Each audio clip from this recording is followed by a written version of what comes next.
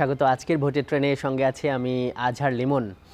আজকেও আমরা কথা বলবো ভোট রাজনীতি সংস্কারের নানা সমীকরণ নিয়ে। আমাদের সঙ্গে যুক্ত হবেন প্রধান উপদেষ্টার বিশেষ সহকারী জনাব মনির হায়দার, এবং এখন এই মুহূর্তে আমাদের সঙ্গে স্টুডিওতে আছেন জাতীয় নাগরিক পার্টি এনসিপির যুগ্ম আহ্বায়ক। আমরা আলোচনায় যাব, তবে শুরুতেই আমরা রাজনীতির মাঠে আজকে রাজনীতিকরা নির্বাচনে কী কী বক্তব্য, বিবৃতি কিংবা সরকারের পক্ষ থেকে কী আসলো সেগুলো একটু দেখে নিতে চাই।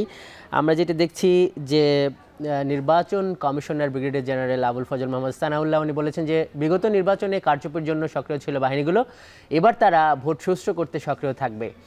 বাংলাদেশ জামাত ইসলামের সেক্রেটারি জেনারেল মিয়া গোলাম পরোয়ার উনি বলেছেন যে চলমান সংস্কারে রাজনৈতিক দলগুলো সম্মত হলে ফেব্রুয়ারিতে নির্বাচনে কোনো বাধা নেই।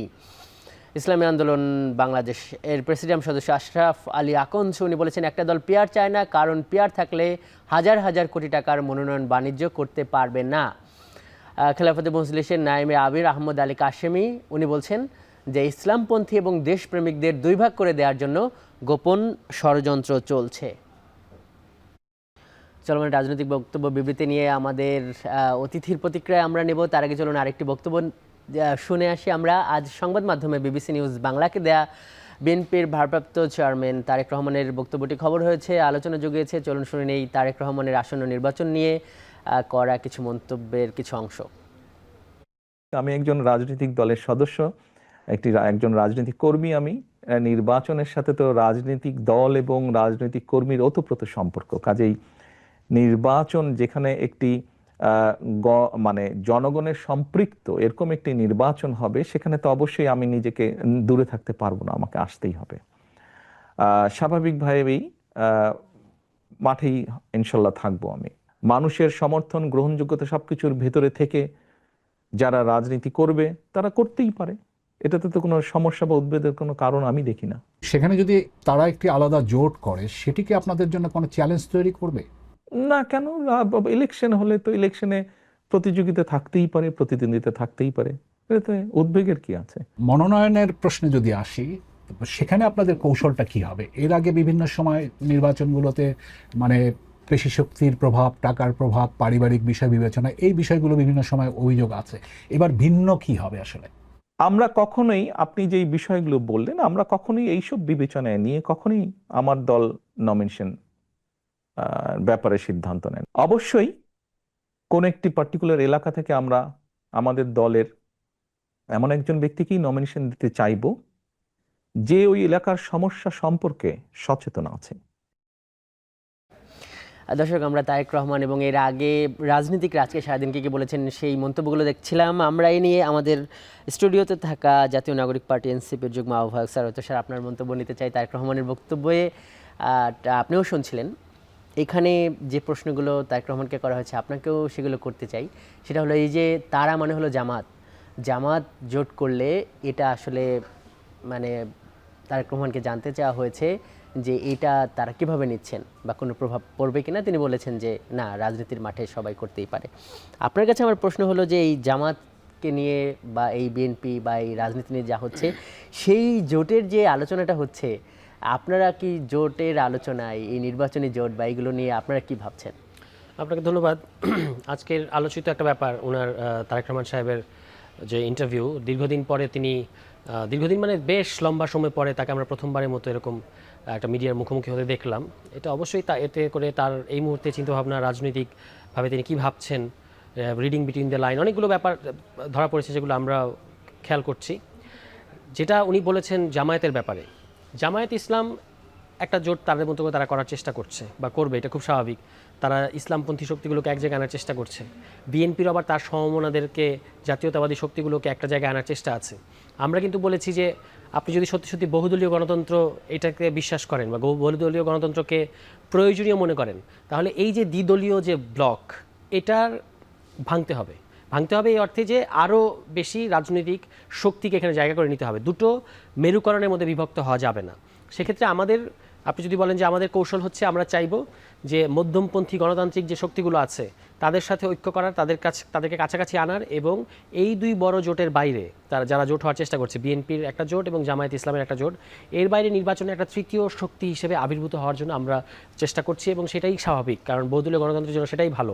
কিন্তু আপনাদের তো রাজনীতি এক ধরনের শুরু এখন, এই মুহূর্তে এটা এই ধরনের শক্তি হয়ে ওঠাটা কি শুরু কি এই কারণেই তো, মানে এখানে দুটো জিনিস জড়িত। একটা হচ্ছে যে আমরা রাজনীতিতে নতুন, কিন্তু আমরা রাজনীতিতে নতুন কথা বলেছি, নতুন বক্তব্য হাজির করেছি, বলেছি যে আমরা কি কারণে এই দলগুলোর, বিদ্যমান দলগুলোর চেয়ে আলাদা, এবং সেটাতে ইতিমধ্যেই এই ধরনের আকাঙ্ক্ষা প্রকাশ করেছে এমন আরও কিছু কিছু দল আছে।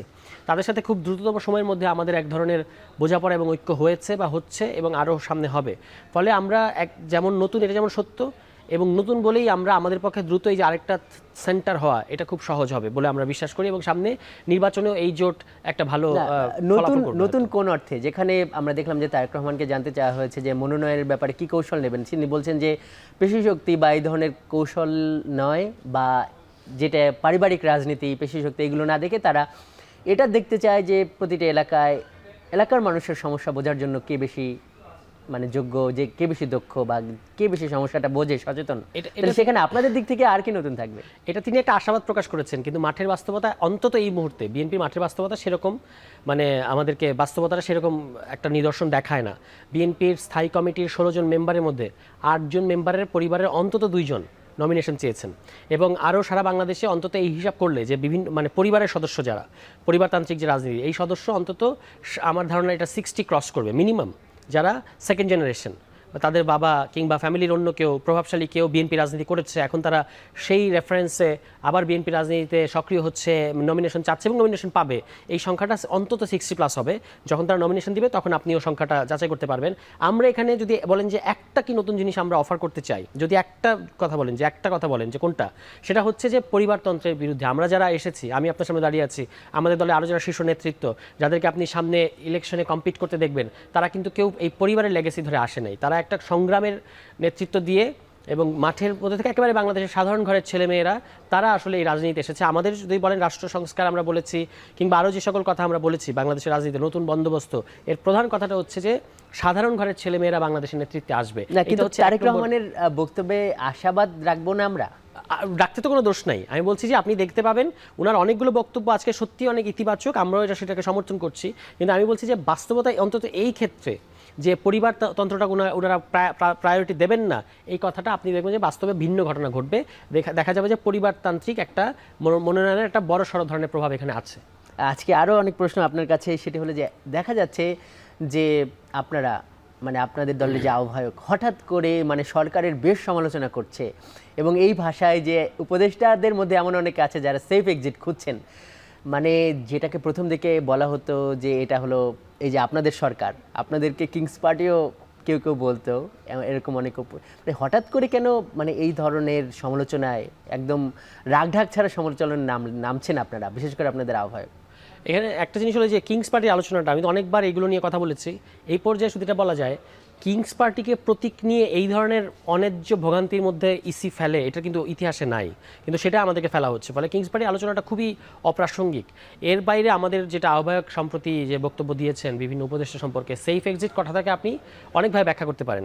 সেফ এক্সিট মানে শুধু দেশ ছাড়া সেটা না, সেফ এক্সিট মানে অনেকে পরবর্তীতে যারা সরকার আসতে পারে তাদের সাথে এক ধরনের বোঝাপড়া ইতিমধ্যেই করে নেওয়া, যেন তারা পরবর্তীতে কোনো বিড়ম্বনার মধ্যে পড়তে না হয়। তারা কি কোনো অন্যায় করছে যে কেন এরকম বোঝাপড়া দরকার? যেহেতু তিনি একজন ইনসাইডার, তিনি গণ অভ্যুত্থানের প্রধান ছাত্র নেতা, তিনি এখন একটা দলের প্রধান, এর বাইরেও তিনি কিন্তু এই সরকারের উপদেষ্টাও ছিলেন। মানে সেফ এক্সিটটা কেন দরকার হবে বা এই ধরনের সমঝোতা কেন সেটাই আমি দরকার বলছি হবে? যে তিনি যেহেতু একজন ইনসাইডার, তিনি নিশ্চয়ই অনেক কিছু জানেন। তিনি বলেছেন অনেকে আখের গোছাচ্ছে, আমরা তো বাইরে থেকে এরকম অনেক কথা শুনি, কিন্তু শোনা কথার উপর তো আমরা মন্তব্য করতে পারি না, কিন্তু তিনি যেহেতু ইনসাইডার এবং তিনি বলেছেন সময় হলে এগুলো প্রকাশ করা হবে, তো আমরা সেই পর্যন্ত অপেক্ষা করা উচিত। কিন্তু যেটা ইতিমধ্যেই বলেছেন তার সাথে আমরা তো একটা জিনিস খুব সহজেই দেখতে পাই, সেটা হচ্ছে যে এই উপদেষ্টাদের মধ্যে অনেকের মধ্যেই আসলে গণ অভ্যুত্থানের যেই আপনার একটা পেইন, একটা দরদ থাকার কথা সেটা নাই। তাদের মধ্যে এক ধরনের পেইড লিভের একটা মনোভাব আমরা দেখতে পাই, যেন আমরা একটা পেইড লিভের মধ্যে আছি, আবার আমরা ফিরে যাব আমাদের আগের কর্মকাণ্ডে। কিন্তু গণ অভ্যুত্থানে যেটা ডেলিভার করতে পারার কথা, তার কতটুকু তারা ডেলিভার করতে পেরেছে আপনি যদি বলেন, তাদেরকে টেনে টুনে পাস মার্কস দেওয়া যাবে কিনা, এটা মানে এই সমালোচনা যেটা করলেন সেটা কি এই যে ছাত্র উপদেষ্টা যে দুজন আছে তারা কি এই সমালোচনা এড়াতে পারে? তারা, আমি যতটুকু বুঝি যে যতটুকু এই সরকারের এখনো পর্যন্ত সরকারকে আমরা আশা করি সেটা হচ্ছে তাদের কারণে করি। দেখবেন ছাত্রদের কোনো ইস্যু হলে তারাই কিন্তু সবার আগে ব্যবস্থা নেয়, এবং তাছাড়াও যখন ছাত্ররা বিপদে পড়ে তাদেরকে আমরা এগিয়ে আসতে দেখি, এবং আমরা এটাও জানি যে তারা যখন কোনো একটা পদক্ষেপ নিতে চায় তখন ক্যাবিনেটের ভেতর থেকে তাদেরকে অনেক ধরনের বাধা দেওয়া হয়, ফলে তাদেরকে কিন্তু এক ধরনের আপনার তাদের গণ্ডিটা ছোট করে ফেলা না হয়েছে। তাহলে তারা আছে কেন এখনো ক্যাবিনেটে? বের হয়ে এসে এগুলো বলছে না কেন? এটা তাদের সিদ্ধান্ত যে তারা কখন এই ক্যাবিনেট ছাড়বেন বা আদৌ ছাড়বেন কিনা, সেটা তো আমরা বলতে পারি না। আমাদের আশা থাকবে অবশ্যই তারা যদি রাজনীতি করার কথা চিন্তা করেন তাহলে তাদের উচিত হচ্ছে দ্রুততম সময়ের মধ্যে যে কোনো সেটা তারা সিদ্ধান্ত নেবেন তারা কোন রাজনৈতিক দল করবেন বা না করবেন। কিন্তু এই সরকারের ইতিমধ্যেই যে অবস্থাটা দাঁড়িয়েছে, আবার এখানে একটা ব্যাপার আছে, তারা ছাড়ছেন না কেন? তারা ছাড়লে আসলে এই সরকারের লেজিটিমেসি বা এই যে গণঅভ্যুত্থানের, এখনও যে আমরা এই সরকারকে কিছুটা হলেও গণঅভ্যুত্থানের সরকার বলে মনে করতে পারি, এটার একটা কারণ কিন্তু হচ্ছে যে তারা এখানে আছেন এখন। সৈয়দ স্যার, আমরা একটু ওই আপনাদের একীভূতকরণ এবং আপনাদের নেতৃত্বে যে জোটের কথা বলছিলেন সেদিকে যাই। এই যে গণ অধিকার পরিষদের সাথে একীভূত হওয়াটাই কি একটা জোট হবে, নাকি আরও অন্যান্য দল এখানে আসতে পারে? আর যে বিষয়টা জানতে চাই, গণ অধিকারের সঙ্গে একীভূত হওয়ার কত দূর, সেখানে নেতৃত্বে তাহলে কারা আসবে, নেতৃত্বটা কিভাবে সমঝোতা হবে? একীভূতকরণের ব্যাপারে একটা জিনিস বলি যে দুই দল মিলে নতুন নামে দল করার বাস্তবতা এই মুহূর্তে নাই। সামনে খুব নিকটে ইলেকশন আছে, নিবন্ধন নেওয়া ইত্যাদি ব্যাপার আছে, ফলে এই দুটো দলের যে নিবন্ধন আছে এর মধ্যে আপনাকে বিবেচনা করতে হবে। সেক্ষেত্রে আমরা অবশ্যই মনে করি যে গণ অভ্যুত্থানের লেগেসি নিয়ে যে এনসিপি দল হয়েছে, গণ অধিকার পরিষদ, তারা যদি তাদের সাথে সেরকম আলোচনা আশা করি হচ্ছে বা হবে যে তারা আসলে এখানে আসলে তাদের যারা শীর্ষ নেতৃত্ব, বিশেষত নুরুল হক নূর, তাকে আমরা কিভাবে একটা সর্বোচ্চ সম্মানজনক জায়গা দিতে পারি সেই আলোচনাটা হবে। এখন তিনি তো মানে নূর শীর্ষ পদে থাকবে নাকি নাহিদ শীর্ষ পদে থাকবে? না, আমাদের তো ইতিমধ্যে একটা সাংগঠনিক কাঠামো আছে, এবং পরবর্তীতে একটা জোট হতে পারে এখন, তাই তো নাকি? জোট হওয়া যেমন হতে পারে, দুই দল এক জায়গায় আসতে পারে, অনেক কিছু করতে পারে, সমস্ত কিছু এখনো দরজাটা ওপেন আছে, কোনো কিছু চূড়ান্ত করে বলা যাবে না, কিন্তু আলোচনাটা চলছে। এবং নুরুল হক নূর সম্প্রতি চিকিৎসা শেষে দেশে এসেছেন গত পরশুদিন। আমার ধারণা এই সপ্তাহের মধ্যে আলোচনা আরেকটু অগ্রগতি আমরা জানতে শেষ পারবো। প্রশ্নটা করি, গতকাল আপনি ঐকমত্য কমিশনে ছিলেন, যেটি হলো যে যেটি গণভোট নিয়ে তো এখন সবাই রাজি হয়েছে, আপনারা সবাই উচ্ছ্বসিত ছিলেন, গতকাল ঐকমত্য কমিশনের সহসভাপতিও বেশ উচ্ছ্বসিত। যেটা আপনার কাছে জানতে চাই যে এনসিপি, আমার যদি ভুল না হয় খবরিভাবে আপনার যে বক্তব্য সেটা হলো কনস্টিটিউশন অর্ডার জারি হবে, এরপরে ওটার উপর গণভোট হবে এবং পরবর্তী পার্লামেন্টটা ডুয়েল রোল প্লে করবে, অর্থাৎ গণপরিষদ প্লাস আইনসভা বা জাতীয় সংসদ, এইভাবে। এটাই কি মানে দাবি? যদি এইটা দাবি হয়, এটা কি বিএনপি মানবে? বিএনপি তো এটা ইতিমধ্যে মেনেছে। গতকালকে যদি আপনি সালাউদ্দিন সাহেবের বক্তব্য শোনেন, তিনি কিন্তু এটাতে আপত্তি করেন না। তাদের যেটা হচ্ছে, তারা কৌশলগত কারণে, আমি যেটা বুঝলাম, কনস্টিটিউয়েন্ট অ্যাসেম্বলি কিংবা গণপরিষদ কথাটা বলতে চায় না। না, কিন্তু এই যে কনস্টিটিউশন অর্ডার, অর্থাৎ এই জিনিসগুলো অ্যাক্টিভ হবে বা জারি হবে, এটা কি মেনেছে? তারা কনস্টিটিউশন, দুটো জিনিস, তারা কনস্টিটিউশন অর্ডার কথাটা বলতে চায় না। তারা বলতে চায় যে এটাকে একটা অর্ডিন্যান্স বলেন, যে অর্ডিন্যান্সের মধ্য দিয়ে নির্বাচন কমিশন এই ধরনের একটা বিশেষ নির্বাচন আয়োজন করবে বা করতে পারবে, গণভোট করতে পারবে। তারা এটাকে একটা অর্ডিন্যান্স কিংবা অর্ডার আকারে দেখেন। কনস্টিটিউশনাল অর্ডার বলতে যেটা বোঝায় সেটা তারা ওই নামটা প্রেফার করছে না। তা আমরা বলেছি যে নাম ঠিক করেন আপনারা, কিন্তু কাজ হচ্ছে এই যে যেহেতু এই মুহূর্তে গণভোট আপনার সংবিধানে নতুন করে পুনর্বহাল হয়েছে কিন্তু কার্যকর নাই, ফলে আপনি যখন এখন একটা গণভোট দিতে চাইবেন তখন কিন্তু আপনাকে একটা অর্ডিন্যান্স বলেন বা অর্ডার বলেন, একটা কিছু দিয়ে নিতে হবে। কিংবা আমরা বলি সেটা লিগ্যাল ফ্রেম অর্ডারও হতে পারে, যেখানে 4-5টা শর্ত থাকবে যে এই আমি করবো, এই হচ্ছে আমার ধাপ।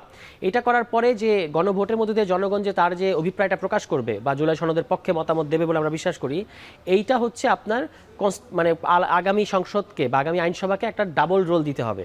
সেটা হচ্ছে তার যে অ্যামেন্ডিং পাওয়ার, যার সহজাত যে অ্যামেন্ডিং পাওয়ারটা একটা পার্লামেন্টে থাকে, এর ঊর্ধ্বে একটা মানে কনস্টিটিউয়েন্ট পাওয়ার তাকে দিতে হবে। এইটা পরিষ্কার করে ওই গণভোটের যে বিধান বা গণভোটের যে অধ্যাদেশ সেখানে লেখা থাকবে।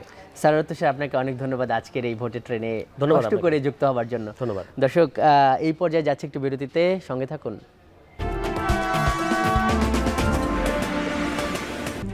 RICL TMX, যুগের পর যুগ স্থাপনা থাকে মজবুত। VRM প্রযুক্তির RICL TMX রড।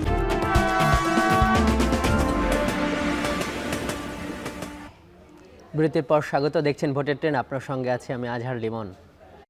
এবারে আমরা বিষয়ভিত্তিক আলোচনায় ফিরব। আমাদের সঙ্গে আজকে আমাদের বিষয় ঐকমত্যের ফাঁকফোকর, এবং এ বিষয় নিয়ে কথা বলতে আমাদের সঙ্গে এই পর্যায়ে যুক্ত হয়েছেন প্রধান উপদেষ্টার বিশেষ সহকারী মনির হায়দার। মনির হায়দার ভাই, আপনাকে স্বাগত আজকের ভোটের ট্রেনে।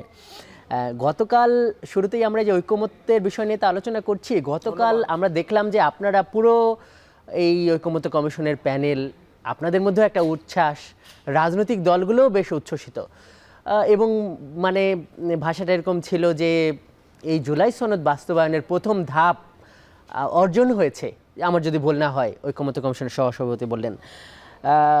মাঠে আমরা ঐকমত্য কমিশন থেকে যখন আমরা বের হইলাম এবং আজকে সারাদিনের যদি সংবাদগুলোর দিকে আমরা নজর রাখি, তখন আমাদের কাছে মনে হয়েছে যে মানে কিছুটা ফাঁকফোকর আছে, কিছুটা যদি কিন্তু আছে। মানে আপনাদের এই উচ্ছ্বাসের মানে আসলে কারণ কি, মানে উচ্ছ্বাসের জায়গাগুলো কি কি, সেই জায়গা দিয়ে একটু শুরু করি আজকে আমাদের এই আলোচনা। ধন্যবাদ। আসলে হ্যাঁ, আপনি ঠিকই বলেছেন যে বেশ কিছু বিষয়ে এখনো এক ধরনের অস্পষ্টতা বা ফাঁকফোকর হয়তো রয়েছে। আমার মানে কমিশনের, রাজনৈতিক দলগুলোর, সরকারের এখনো হয়তো অনেক কিছুই করবার বাকি রয়ে গেছে। কিন্তু তা সত্ত্বেও গতকালকে যেটুকু অগ্রগতি হয়েছে এটা আমাদের জন্য খুব ব্রেকিং একটা ব্যাপার ছিল। এটা এক ধরনের বড় রকমের অগ্রগতি। কারণ কোনো এক সময় মনে হয়েছিল যে প্রধান প্রধান রাজনৈতিক দলগুলো তাদের অবস্থান থেকে একবারেই নড়ছে না, একদমই সরছে না। মানে একটা কমন গ্রাউন্ড তৈরি করবার জন্য সবারই তো একটু একটু করে সামনে এগিয়ে আসা দরকার। তো একটা পর্যায়ে মনে হয়েছিল যে সেই জায়গাটায় খুব বেশি অগ্রগতি হচ্ছে না। এর মধ্যে আপনি জানেন যে প্রায় 2 সপ্তাহের একটা বিরতি চলেছিল এবং এর আগে সর্বশেষ যেদিন আলোচনা হয়েছিল সেদিন যখন মুলতবি করা হয়, রাজনৈতিক দলগুলোকে কমিশনের পক্ষ থেকে বিশেষভাবে অনুরোধ জানানো হয়েছিল যে এই সময়টায়, প্রায় 2 সপ্তাহ সময়, এই সময়টায় তারা যদি নিজেদের মধ্যে আলাপ আলোচনা করে, ইনফরমালি আলাপ আলোচনা করে একটা কমন গ্রাউন্ড খুঁজে বের করতে পারেন, তাহলে সেটা পরবর্তী বৈঠকটাকে অনেক বেশি অর্থপূর্ণ করবে। তো সেই পরবর্তী বৈঠকটা গতকাল ছিল এবং সেখানে দেখা গেছে যে বিএনপি, জামাত এবং এনসিপি সহ রাজনৈতিক দলগুলোর তরফ থেকে তাদের আগের যে অবস্থান, যেটা অনেকটা অনড় অবস্থান ছিল, দেখা গেছে যে সেখান থেকে তারা অনেকটা সরবার চেষ্টা করেছেন এবং সেটার প্রকাশ আপনারা দেখেছেন যে নেতৃবৃন্দ তারা তাৎক্ষণিকভাবে সেখানে সংবাদ সম্মেলনে তাদের অবস্থানের কথা জানিয়েছেন এবং ঐকমত্য কমিশনের সঙ্গে যখন আলোচনা হয় সেখানেও তারা পরিষ্কার ঘোষণা দিয়েছেন। কিন্তু আবারও আপনার শুরুটাই আমি বলি যে এখনো পর্যন্ত আমরা ওই মঞ্জিলে মকসুদ বা আমাদের গন্তব্যে পৌঁছাতে পারিনি। সেটার জন্য আমাদের আরও অনেকটা পথ হাঁটতে হবে। আপনি জানেন আগামীকাল বাদ দিয়ে পরশু আবার রাজনৈতিক দলগুলোর সঙ্গে আলোচনা আছে। কিন্তু একটা বিষয় হলো আমাদের সামনে সময় কিন্তু খুব বেশি নেই। আপনি জানেন জাতীয় ঐকমত্য কমিশনের যে মেয়াদ সেটা বাড়ানো হয়েছে এবং বর্ধিত মেয়াদ অক্টোবর মাসের 15 তারিখে শেষ হয়ে যাবে। কমিশন চূড়ান্তভাবেই চাইছে যে এই 15 তারিখের মধ্যে তার কাজটা শেষ করতে এবং এই জুলাই সনদ, যেটা গত 31 জুলাই চূড়ান্ত করা হয়েছিল, সেটা বাস্তবায়নের ব্যাপারে রাজনৈতিক দলগুলো মোটামুটি একটা ঐক্যমত্য আসবে, যেটা সরকারকে পরবর্তী ধাপে এগিয়ে যাওয়ার ক্ষেত্রে সহজ হবে ব্যাপারটা তাদের জন্য। যে মনির ভাই, আমরা সেটা জানি যে 8 তারিখে আবার এটা বসছে। গণভোটের কথা আপনারা বললেন, কমিশন থেকে বলা হয়েছে, রাজনৈতিক দলগুলো বলল যে তারা মোটামুটি সবাই এটা ভাবছে যে এই জুলাই সনদকে একটা আইনি ভিত্তি দিতে পারে গণভোট, এটা হওয়া উচিত। এ ব্যাপারে তো আমরা দেখলাম যে মোটামুটি সবাই কথা বলল। আপনি একটু ব্যাখ্যা করবেন যে একটা গণভোট সেটা কিভাবে জুলাই সনদকে মানে আইনি ভিত্তি দেবে, এটার একটা সেফগার্ড হিসেবে কাজ করবে? সংক্ষেপে যদি একটু ব্যাখ্যা করেন আপনার জায়গা থেকে। লিমন, একটা জিনিস আমাদেরকে বুঝতে হবে যে এই বিষয়টা, এই যে সংস্কারের যে উদ্যোগ, যেটা গত 10 মাসেরও বেশি সময় ধরে চলছে, এটা খুব সহজবোধ্য কোনো বিষয় না সাধারণ মানুষের জন্য। এখানে সরকার 6টি সংস্কার কমিশন প্রথম ধাপে গঠন করেছিল। সেগুলো হলো সংবিধান সংস্কার কমিশন, নির্বাচন ব্যবস্থা সংস্কার কমিশন, বিচার ব্যবস্থা সংস্কার কমিশন, জনপ্রশাসন সংস্কার কমিশন, দুর্নীতি দমন সংস্কার কমিশন এবং পুলিশি ব্যবস্থা সংস্কার কমিশন। এবং আপনি জানেন এই 6টি কমিশন যখন তাদের কাজ শেষ পর্যায়ে নিয়ে এসেছিল, তখনই মাননীয় প্রধান উপদেষ্টা ঘোষণা দেন যে এই 6 কমিশনের যে সমস্ত সুপারিশ পাওয়া যাবে, সেই সুপারিশগুলোর ভিত্তিতে একটি জাতীয় সনদ তৈরি করা হবে, যেটাকে আমরা জুলাই জাতীয় সনদ বলছি। এবং সেই সনদ তৈরির প্রক্রিয়ায় রাজনৈতিক দলগুলোকে একটা ঐক্যমত্যে নিয়ে আসা এবং পরবর্তীতে সেই সনদ বাস্তবায়নের ক্ষেত্রে রাজনৈতিক দলগুলোকে যুক্ত করা, এই কাজটা করবার জন্যই জাতীয় ঐক্যমত্য কমিশন গঠন করা হয়। এবং এই কমিশনের সহসভাপতি হিসাবে দায়িত্ব পালন করছেন আগেকার সংবিধান সংস্কার কমিশন যেটা ছিল, সেটার যিনি প্রধান প্রফেসর আলী রিয়াজ, অত্যন্ত খ্যাতিমান রাষ্ট্রবিজ্ঞানী, এবং সদস্য হিসাবে রয়েছেন অপর 5 কমিশনের যারা প্রধান ছিলেন তারা। কিন্তু এর মধ্যে দুটো কমিশন বলে রাখা ভালো, জনপ্রশাসন সংস্কার কমিশন এবং বিচার ব্যবস্থা সংস্কার কমিশন, এই দুটোর যারা প্রধান ছিলেন তারা যেহেতু এই কমিশনে কাজ করবার ব্যাপারে তাদের অসামর্থ্যের কথা জানিয়েছিলেন, সে কারণে ওই দুটো কমিশনের দুজন সদস্য এখানে সদস্য হিসাবে আছেন। তো এই 6 জন সদস্য এবং সভাপতি মাননীয় প্রধান উপদেষ্টা প্রফেসর মোহাম্মদ ইউনূস, এই 7 সদস্য বিশিষ্ট জাতীয় ঐকমত্য কমিশন গত প্রায় 8 মাস ধরে বা 8 মাসেরও বেশি সময় ধরে কাজ করছে এবং এই 8 মাসে রাজনৈতিক দলগুলোর সঙ্গে 3 ধাপে আলোচনা হচ্ছে। প্রথম ধাপে আলোচনা হয়েছিল, প্রত্যেকটি দলের সঙ্গে আলাদা আলাদাভাবে কমিশন বসেছিল, একটা সিরিজ আলোচনা। তারপরে দ্বিতীয় ধাপে সকল রাজনৈতিক দল এবং জোটের প্রতিনিধিদেরকে নিয়ে একসঙ্গে আলোচনা, এবং সেটা 2 মাসেরও বেশি সময় ধরে চলেছিল এবং সেটা আপনি জানেন যে টেলিভিশনে লাইভ দেখানো হয়েছিল, সারা দেশের মানুষ। হ্যাঁ মনির ভাই, সেগুলো আমরা কভারও করেছি। এইটা কিন্তু এখন এই যে live বাস্তবায়ন নিয়ে যে দেখানোর উদ্দেশ্য একটা- মিটিংটা চলছে, এখন আপনারা যেটা চালাচ্ছেন, সেইখানে এই যে গণভোটটা কিভাবে মানে গুরুত্বপূর্ণ হয়ে উঠছে বা এটা কিভাবে সেফগার্ড হবে? না, আমি সেখানেই যাচ্ছি, কিন্তু আমাকে সংক্ষেপে ব্যাকগ্রাউন্ডটা বলে নিতে হয়েছে। জি। সংক্ষেপে ইচ্ছে করে আমি ব্যাকগ্রাউন্ডটা বললাম, এমন না যে আপনার প্রশ্ন আমি বুঝিনি, আমি বুঝেছি। ব্যাকগ্রাউন্ডটা এই জন্য বললাম, প্রথম ধাপে যখন রাজনৈতিক দলগুলোর সঙ্গে আলোচনা হয় প্রত্যেকটা দলের সঙ্গে আলাদাভাবে, আপনার মনে থাকবার কথা, তখন প্রত্যেকটা রাজনৈতিক দল এবং জোটকে কমিশনের পক্ষ থেকে একটা স্প্রেডশিট পাঠানো হয়েছিল 166টা গুরুত্বপূর্ণ সুপারিশকে নিয়ে। আপনি জানেন যে 6 কমিশন প্রায় 1000 খানেক সুপারিশ করেছিল সব মিলিয়ে, সেখান থেকে 166টা গুরুত্বপূর্ণ সুপারিশ বাছাই করে একটা স্প্রেডশিট তৈরি করা হয়েছিল এবং সেই স্প্রেডশিটটা সব দলকে পাঠানো হয়েছিল। সেখানে যেই ফর্ম বা ছক দেওয়া হয়েছিল যে এই কমিশনের সিদ্ধান্ত বা সুপারিশ এটা, আপনি এটার সঙ্গে একমত নাকি দ্বিমত নাকি আংশিকভাবে একমত নাকি আপনার আরও কোনো মন্তব্য আছে, 4টা অপশন দেওয়া হয়েছিল। এরপরে 6টা অপশন দেওয়া হয়েছিল যে এই সিদ্ধান্তটা বা এই সুপারিশটা বাস্তবায়নের জন্য আপনি কোন পদ্ধতিটাকে সবচাইতে উপযুক্ত মনে করেন। সেখানে নিশ্চয় আপনার মনে আছে ছিল গণপরিষদ, সেখানে ছিল জাতীয় সংসদ, সেখানে ছিল গণভোট, সেখানে ছিল সংবিধান সংস্কার সভা, এ ধরনের 6টা অপশন ছিল। তো গণভোটের অপশনটা কিন্তু সেখানে লেখা ছিল এবং রাজনৈতিক দলগুলো সেই স্প্রেডশিটের জবাব লিখিতভাবে দিয়েছিল। সুতরাং কমিশনের কাছে ওটা আছে, রেকর্ডেড আছে যে কোন কোন দল কোন উপায়ে এই সনদ বাস্তবায়নের ব্যাপারে তাদের অভিমত ব্যক্ত করেছিল। সেখান থেকেই মূলত এই গণভোটের ব্যাপারে অনেকগুলো রাজনৈতিক দল তাদের অবস্থানের কথা জানায়। কিন্তু আপনি জানেন যে যখন জুলাই সনদ চূড়ান্ত হয়ে গেল গত 31শে জুলাই, তখন একটা মোটামুটি এক ধরনের বিতর্ক তৈরি হয় যে শেষ পর্যন্ত কোন পদ্ধতিতে এই জুলাই সনদটা বাস্তবায়িত হবে। আমরা জানি যে অন্যতম প্রধান রাজনৈতিক দল বাংলাদেশ জাতীয়তাবাদী দল, তাদের অবস্থান হলো যে জুলাই সনদ হয়ে গেছে, এটা বাস্তবায়ন হবে পরবর্তী জাতীয় সংসদে গিয়ে। অন্যদিকে জামাতে ইসলামের অবস্থান ছিল যে না, জাতীয় সংসদে গেলে হবে না, এই কারণে যে যেহেতু এই সনদটা তৈরি করা হয়েছে, আগামী জাতীয় সংসদ নির্বাচনের চরিত্র বদল হবে এবং পরবর্তী জাতীয় সংসদেরও এক ধরনের চারিত্রিক পরিবর্তন ঘটবে। সুতরাং এটা যদি আগে ভাগেই কার্যকর না হয় তাহলে সেটা কিভাবে সম্ভব হবে। আবার পাশাপাশি ন্যাশনাল সিটিজেন পার্টি, তাদের অবস্থান ছিল যে না, একটা কনস্টিটিউয়েন্ট অ্যাসেম্বলির মাধ্যমে একটা নতুন সংবিধান তৈরি করতে হবে। যদিও তারা এই সংস্কারের আলোচনায় পুরোপুরি যুক্ত ছিল, কিন্তু বরাবরই তাদের একটা অবস্থান ছিল যে একটা নতুন সংবিধান তারা চায়। এক পর্যায়ে যখন নতুন সংবিধানের জায়গায় আসলে যাওয়া হলো না এবং এই ব্যাপক ভিত্তিক সংস্কারের একটা আলোচনা চলল এবং তার মধ্য দিয়ে একটা জুলাই জাতীয় সনদের ড্রাফট চূড়ান্ত করা হলো, তারা কিন্তু এটা মেনে নিয়েছিল, কিন্তু তাদের অবস্থান ছিল যে এটা একটা গণপরিষদ বা কনস্টিটিউয়েন্ট অ্যাসেম্বলির মাধ্যমে বাস্তবায়িত হবে। তার মানে মোটা দাগে এই 3টি দলের 3টি অবস্থান ছিল। তো এখান থেকে এই গণভোটের জায়গায় আসা, আপনি জানেন যে জাতীয় ঐকমত্য কমিশন ধারাবাহিকভাবে গত 2 মাসেরও বেশি সময় ধরে, প্রায় 2.5 মাস ধরে একটা বিশেষজ্ঞ প্যানেলের সঙ্গে ধারাবাহিকভাবে আলোচনা করেছে। যেই প্যানেলে সাবেক বিচারপতি, সংবিধান বিশেষজ্ঞরা ছিলেন, সুপ্রিম কোর্টের সিনিয়র আইনজীবী তারাও সংবিধান বিশেষজ্ঞ তারা ছিলেন, আইনের অধ্যাপক বা বিশেষজ্ঞ তারাও ছিলেন।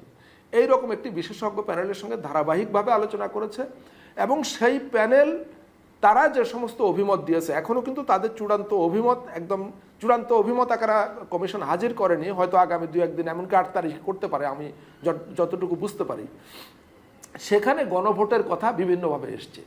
এখানে আপনি জানেন, এগুলো নিয়ে রিপোর্ট হয়েছে যে একটা আদেশ, সেটা সাংবিধানিক আদেশ, সংবিধান আদেশ কিংবা জুলাই সনদ বাস্তবায়ন আদেশ, এ ধরনের কথা এসছে। এরপরে সেই আদেশের পরে সেটা সুপ্রিম কোর্টের ওপিনিয়ন নেবার জন্য 106 অনুচ্ছেদের আওতায় সুপ্রিম কোর্টে পাঠানো হবে কি হবে না সেই কথা এসছে, এবং তারপর একটা গণভোটের মধ্য দিয়ে এই জুলাই সনদের চূড়ান্ত অনুমোদনের কথা বলা হয়েছে।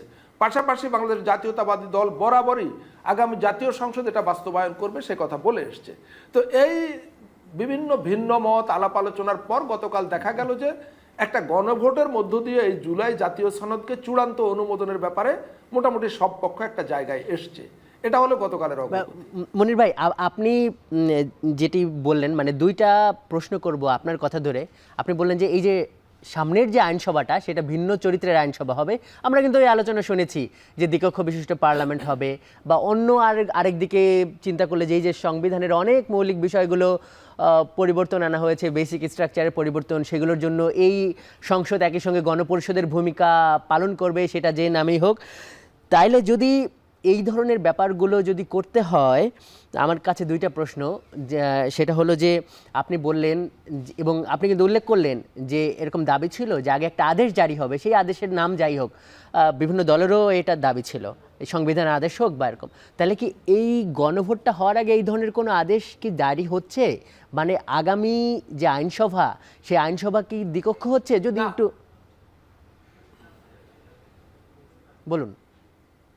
না, কি হচ্ছে সেটা এখনো চূড়ান্ত করে আমার পক্ষে কিংবা কারো পক্ষে, কমিশনের পক্ষ এখনই বলা সম্ভব না। আপনি জানেন আলোচনাটা চলমান আছে, এখনো একদিন বিশেষজ্ঞদের সঙ্গে আলোচনা হবে, কমিশন রাজনৈতিক দলগুলোর সঙ্গে আলোচনা করবে, তারপর কমিশন নিজে আবার বসে কমিশন কি করবে? কমিশন এই জুলাই জাতীয় সনদ যেটা চূড়ান্তকৃত, সেটা সেই সঙ্গে এটা বাস্তবায়নের উপায় সম্পর্কিত একটা সুপারিশ মালা সরকারের কাছে হস্তান্তর করবে। তো হস্তান্তর করার পর সরকার ঠিক কোন সুপারিশটা, মানে কোন উপায়টা বেছে নেবে, একাধিক উপায় দেওয়া হবে যতটুকু আমি জানি, একাধিক বাস্তবায়নের একাধিক উপায় সাজেস্ট করা হবে, রেকমেন্ড করা হবে। সেখান থেকে সরকার ঠিক কোন উপায়টা বেছে নেবে সেটা ধরেন কমিশনের পক্ষেও বলা সম্ভব না। কিন্তু আপনি যেই প্রসঙ্গটা তুলেছেন এটা নিয়ে সাধারণ মানুষের বুঝবার জন্য হয়তো কিছু কথা বলা যায়। দেখুন, যেই বিতর্কটা হচ্ছে এটা কিন্তু পুরো জুলাই সনদের বাস্তবায়ন নিয়ে হচ্ছে না। পুরো জুলাই সনদের 3 ধরনের সুপারিশ আছে। কিছু সুপারিশ আছে যেগুলো সরকার নির্বাহী আদেশে বাস্তবায়ন করতে পারে। এই ধরনের সুপারিশগুলোর বাস্তবায়ন অলরেডি চলছে, অনেকগুলো বাস্তবায়িত হয়ে গেছে। কিছু সুপারিশ আছে যেগুলো অধ্যাদেশ জারির মাধ্যমে বাস্তবায়ন সম্ভব, সেই ধরনের সুপারিশগুলো অনেকগুলো বাস্তবায়িত হয়ে গেছে, বাকিগুলো বাস্তবায়নের প্রক্রিয়াধীন। এগুলো নিয়ে কিন্তু কোনো বিতর্ক নেই, কারণ এটা পুরোটাই সরকারের হাতে আছে। বিতর্ক বা ভিন্নমতটা হচ্ছে যেই সমস্ত সুপারিশ বাস্তবায়নের জন্য সংবিধান সংশোধন প্রয়োজন সেগুলো নিয়ে। এখন সংবিধান সংশোধনের উপায় কি? আমাদের যে প্রচলিত পদ্ধতি সেটা হলো যে সংবিধান সংশোধন হবে জাতীয় সংসদে, জাতীয় সংসদের 2/3 সংখ্যাগরিষ্ঠতার ভিত্তিতে সংবিধান সংশোধন হবে। কিন্তু যেটা সংবিধানে লেখা নাই কিংবা কোনো আইনেও বলা নাই, ধারণাগতভাবে একটা বিষয় বা কি বলবো যে প্রথাগতভাবে একটা বিষয় সুপ্রতিষ্ঠিত যে সংবিধানের কিছু বেসিক স্ট্রাকচার বা মৌলিক কাঠামো আছে, সেগুলো সংশোধন করতে হলে শুধুমাত্র সংবিধান দিয়ে, জাতীয় সংসদ দিয়ে হয় না। এটা যদিও বিতর্কের বিষয়, এটা একদম আমি আমার চূড়ান্ত ওপিনিয়ন হিসাবে বলছি না। এই বিতর্কটা আছে যে সংবিধানের মৌলিক কাঠামো যখন সংশোধনের প্রশ্ন আসবে সেটা কি কেবল জাতীয় সংসদ দ্বারা সম্ভব হবে? এখানে আইনজ্ঞরা, সংবিধান বিশেষজ্ঞরা নানা রেফারেন্স দিচ্ছেন। ওই যে কেশবানন্দ মামলার রায়ের রেফার করে আমাদের বাংলাদেশেরও একটা রায় আছে, মানে তৎকালীন পূর্ব পাকিস্তানের একটা মামলার রায় আছে। ফলে এটা আনসেটেলড, কিন্তু মানে সাধারণভাবে মনে করা হয় যে সংবিধানের মৌলিক কাঠামো পরিবর্তন করতে হলে সেটা জাতীয় সংসদের মাধ্যমে সম্ভব না। সেটার জন্য অবশ্যই কনস্টিটিউয়েন্ট পাওয়ার, এই শব্দটার সঙ্গে আমরা কিন্তু খুব বেশি পরিচিত না। কনস্টিটিউয়েন্ট পাওয়ার মানে হচ্ছে একটা রাষ্ট্র ব্যবস্থার গাঠনিক ক্ষমতা, মানে একটা রাষ্ট্রের গঠন প্রক্রিয়া কেমন হবে সেই ক্ষমতা, এবং সেটা আসে হচ্ছে উইল অফ দ্য পিপল বা পিপলস উইল থেকে, যেটাকে আমরা বলি জনগণের অভিপ্রায়। সংবিধান বিশেষজ্ঞরা বা এই সম্পর্কিত রাষ্ট্র বিশেষজ্ঞরা বলছেন যে জনগণের অভিপ্রায় বা উইল অফ দ্য পিপল এই জিনিসটা 3 পদ্ধতিতে আসে। একটা হলো গণ অভ্যুত্থান, যেটা হয়েছে আমাদের দেশে। আরেকটা হলো কনস্টিটিউয়েন্ট অ্যাসেম্বলি বা গণপরিষদ, যে পরিষদটা গঠন করাই হয় কেবলমাত্র সংবিধান তৈরির জন্য। এবং আরেকটা হলো রেফারেন্ডাম বা গণভোট। গণভোটের মাধ্যমে উইল অফ দ্য পিপল প্রমাণিত হয়। তো এখন এই বিতর্কের মধ্যে বিশেষজ্ঞরা এবং রাজনৈতিক দলগুলোর কোনো অংশ, তাদের লজিক হলো যে জাতীয় ঐক্যমত্য কমিশন আগের 6 কমিশনের সুপারিশের ভিত্তিতে যে ধরনের সংস্কার প্রস্তাব নিয়ে এসছেন, এটা বাস্তবায়ন করতে হলে সংবিধানের বেসিক স্ট্রাকচার চেঞ্জ হয়ে যাবে। ধরেন আমাদের এক কক্ষ বিশিষ্ট জাতীয় সংসদ বা আইনসভা, সেটাকে এখন দ্বিকক্ষ বিশিষ্ট আইনসভার প্রস্তাব করা হয়েছে। এবং আরও অনেক বিষয় আছে যেগুলো অনেক মৌলিক পরিবর্তন।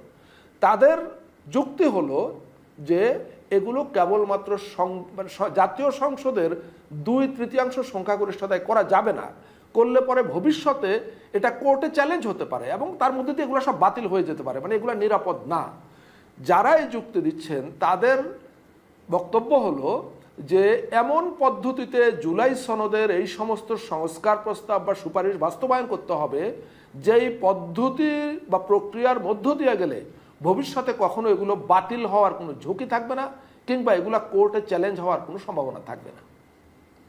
জি জি মনির ভাই, আমরা আপনার কাছে আবারও আসবো। এখানে অনেকগুলো প্রশ্ন আছে যে এই যে যেটি আপনি বললেন যে রাজনৈতিক দলগুলো সিদ্ধান্ত নেবে, এবং আপনি একই সঙ্গে বললেন যে সরকারের কাছে অনেকগুলো প্রস্তাব পাঠানো হবে। তাহলে মানে এই ঐকমত্য কমিশন থেকে রাজনৈতিক দলগুলো যে প্রস্তাব, ভুল বোঝা যাবে না। সিদ্ধান্ত কি কোন পথে অগ্রসর হবে চূড়ান্ত সিদ্ধান্ত নেবে সরকার। রাজনৈতিক দলগুলোর মতামতের ভিত্তিতে এবং বিশেষজ্ঞদের ওপিনিয়ন, তাদেরও মতামত, প্রধানত রাজনৈতিক দলগুলোর মতামত এবং বিশেষজ্ঞদের বিভিন্ন রকম উপদেশ, এগুলোর সংমিশ্রণে চূড়ান্ত সিদ্ধান্তটা কিন্তু সরকার নেবে। সেটা জাতীয় ঐক্যমত্য কমিশনও নেবে না, রাজনৈতিক দলগুলো নেবে না। কিন্তু সরকার রাজনৈতিক দলগুলোকে বাইপাস করে বা তাদের মতামতকে উপেক্ষা করে কিছু করতে চায় না বলেই গত 8 মাস 9 মাস ধরে এই আলোচনাগুলো চলছে। জি জি মনির ভাই, আপনি সঙ্গে থাকুন, আমরা একটু বিরতিতে যাই। দর্শক, ভোটের ট্রেনের এই পর্যায়ে যাচ্ছি আরও একটি বিরতিতে, সঙ্গে থাকুন।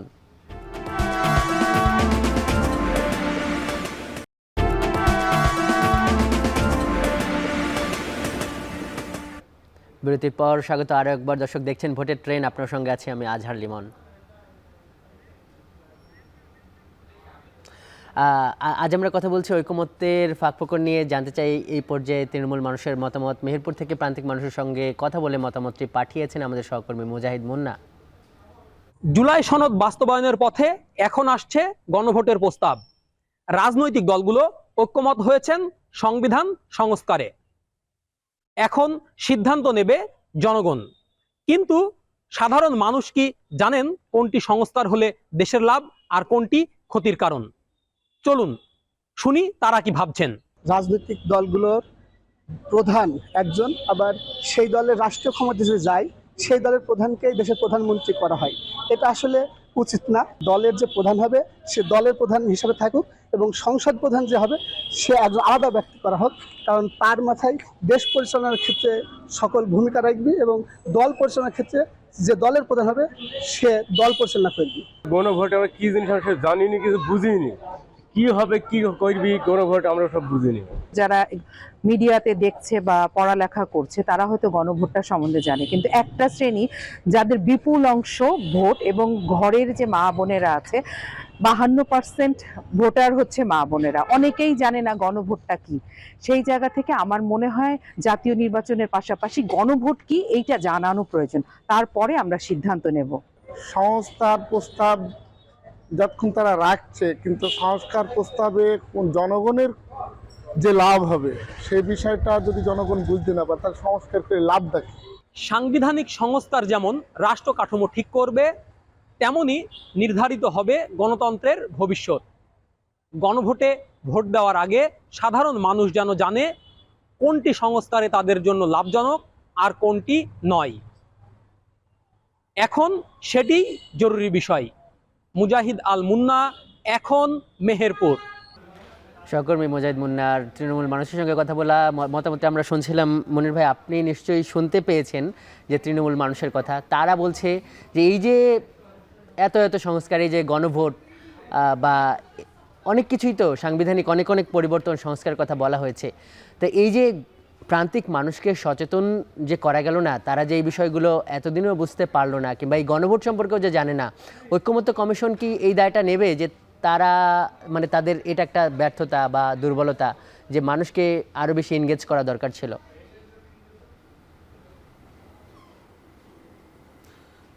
মানে এটা দুটো দিক আছে লিমন। সেটা হলো যে হ্যাঁ, এটা হয়তো আরও ব্যাপক মাত্রায় প্রচার চালানো যেত এটার উপরে, কিন্তু একটা বিষয় তো আমাদের বুঝতে হবে যে জুলাই সনদ চূড়ান্ত হওয়া এবং এটা বাস্তবায়নের উপায় বিষয়ে রাজনৈতিক দলগুলো মোটামুটি একটা ঐক্যমতের জায়গায় না আসা পর্যন্ত জনগণের কাছে সুনির্দিষ্ট তথ্য পৌঁছানোর ক্ষেত্রে একটা ঘাটতি থেকে যায়।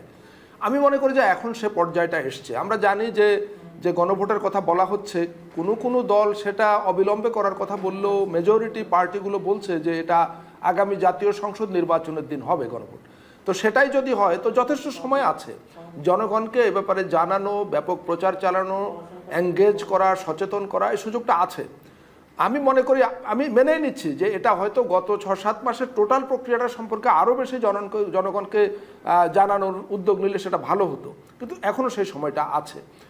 আর আরেকটা হলো যে এই বিষয়গুলো এমন টেকনিক্যাল, বিশেষ করে সাংবিধানিক যে সংস্কারগুলো বা সব সংস্কারের ক্ষেত্রেই, যে এগুলো আমরা যাদেরকে বিশেষজ্ঞ মনে করি, আমি দেখতে পাচ্ছি যে তারাই ঠিকঠাক মতো বুঝতে পারছেন না।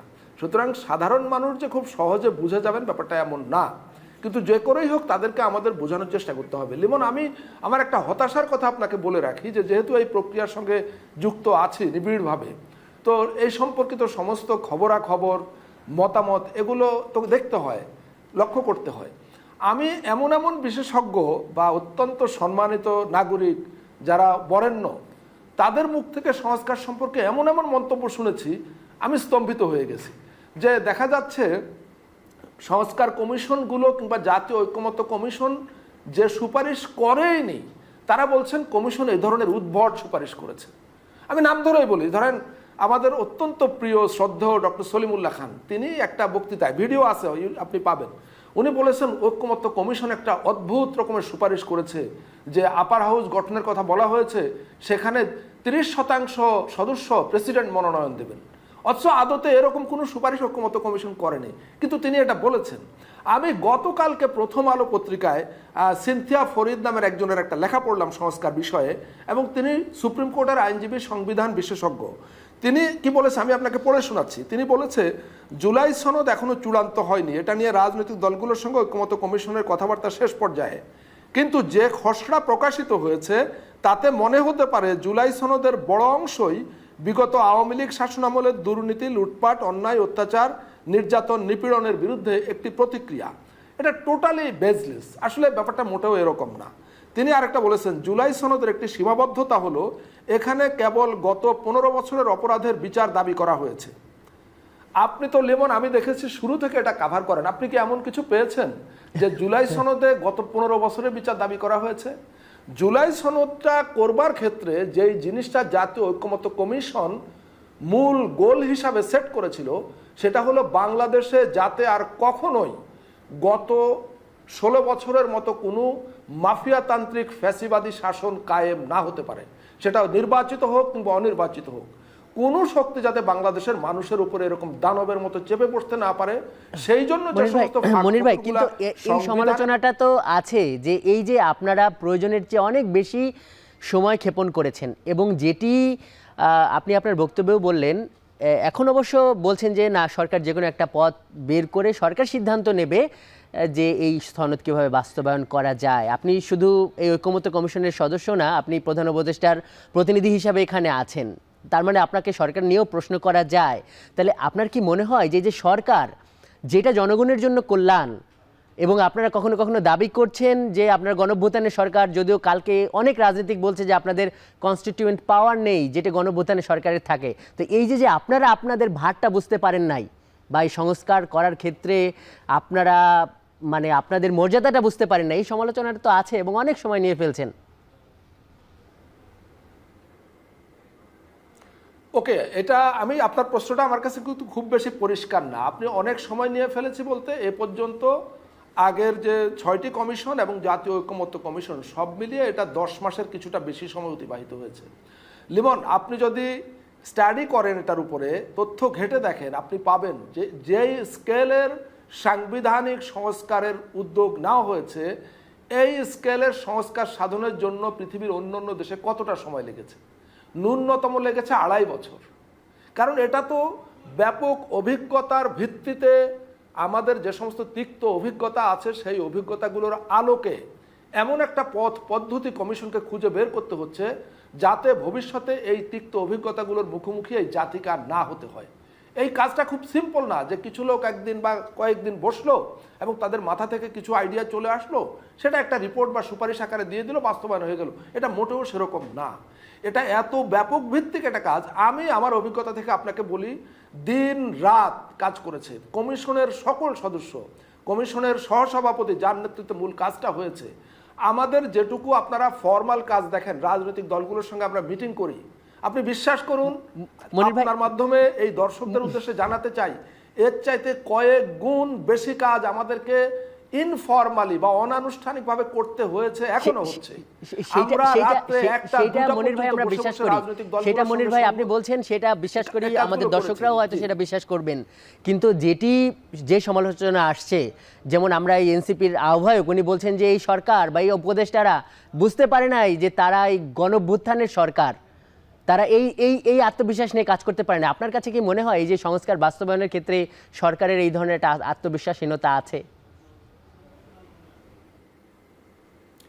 দেখুন, আমি সরকারের আত্মবিশ্বাসহীনতা আছে এটা আমি বলবো না, কিন্তু মানুষ যখন কাজ করতে যায় মানুষের অনেক ভুল হয়। অনেক সময় যে কাজটা হয়তো আগে করা উচিত ছিল সেটা অনেক পরে মনে হয় যে আগে এভাবে করলে হয়তো ভালো হতো। এটা আমাদের ব্যক্তি জীবনেও হয়, সামাজিক জীবনেও হয়, পারিবারিক জীবনেও হয়, রাষ্ট্রীয় জীবনেও হয়। আমরা কি আফসোস করতে পারি না, আক্ষেপ করতে পারি না যে 1971 সালে একটা মুক্তিযুদ্ধে যেখানে লাখো মানুষ জীবন দিয়েছিল, সেই মুক্তিযুদ্ধের লাখো মানুষের জীবনের বিনিময়ে যে দেশটা যাত্রা শুরু করেছিল, আমরা কি সঠিক যাত্রাটা তখন শুরু করতে পেরেছিলাম? পারিনি বলেই তো গত 53-54 বছর আমাদেরকে এত ভোগান্তিতে পড়তে হয়েছিল। জুলাই অভ্যুত্থান আমাদের জন্য একটা নতুন সুযোগ তৈরি করেছে। হ্যাঁ, অভ্যুত্থানের পরপর কিছু কিছু কাজ করা গেলে হয়তো এর চাইতে বেটার করা যেত, কিন্তু সেটা করা যায়নি বলে এখন করা যাবে না তা তো না। এই সরকারের কনস্টিটিউয়েন্ট পাওয়ার আছে কি নাই এটা একটা তর্কের বিষয়, তর্কটা কেউ কেউ করছেন, আমি সেই তর্কের কোনো ইতি টানবো না।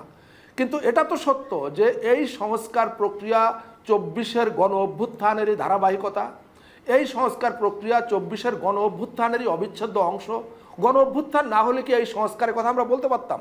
গণ অভ্যুত্থান না হলে কি এই 30-32টা বা 45টা রাজনৈতিক দলকে নিয়ে আমরা মাসের পর মাস একই ফোরামে বসে আমরা আলোচনা করতাম রাষ্ট্র সংস্কারের, সংবিধান সংস্কারের? সুতরাং এটা গণ অভ্যুত্থানেরই অংশ। হয়তো গণ অভ্যুত্থানের পরপরে কি করা উচিত ছিল কি ছিল না সে নিয়ে তর্ক হচ্ছে, কিন্তু সেই তর্কের কারণে তো আমরা বা জাতীয় ঐকমত্য কমিশন, সরকার তথা দেশের জনগণ এখানে ক্ষান্ত দিতে পারে না যে যেহেতু তখন হয়নি এখন আর কিছু হবে না, এটা বাদ দাও।